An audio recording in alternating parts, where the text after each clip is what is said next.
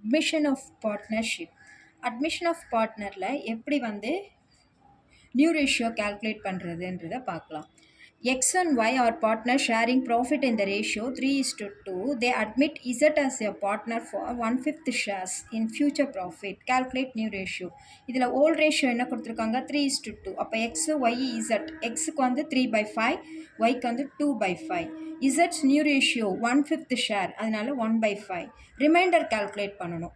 ஏன்னா new profit sharing ratio. இப்போ new கம்பெனியோடைய share of profit வந்து 1ன்னு வச்சுக்கணும். 1 மைனஸ் இசட்டோடைய ஷேரை மைனஸ் பண்ணுங்கள். 1 மைனஸ் 1/5. இப்போ இது வந்து எல்சிஎம் எடுத்துக்கோங்க. 5 1s are 5. 5 minus 1 divide by 5, 4/5. இப்போ இது நமக்கு இப்போ 4/5 ரிமைண்டர். இந்த ரிமைண்டரை வச்சுக்கிட்டு new ratio of X and Y. இப்போ எக்ஸுக்கு நேராக என்ன இருக்குன்னு பாருங்கள். எக்ஸோடைய ஓல்ட் ரேஷியோ 3/5 இன்ட்டு ரிமைண்டர் 4/5. மேலே உள்ளது மேலே மல்டிப்ளை பண்ணிக்கோங்க. 3 4s are 12, 5 5s are 25 is 2. ஒய்யோடைய old ratio 2/5 into 4/5. 2 4s are 8, 5 5s are 25 is 2.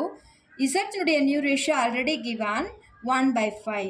ஆனால் இங்கே கீழே வந்து எக்ஸுக்கும் ஒய்க்கும் 25 இருக்குது. அதனால அதுக்கு ஈக்குவலண்ட்டாக இவங்களையும் மாற்றிடணும், இசட்டையும் மாற்றணும். அப்போ 5 ஆல்ரெடி இருக்குது, அதனால 5 5s are 25. அதனால் மேலேயும் 5ஆல் மல்டிப்ளை பண்ணிக்கோங்க. 5/25.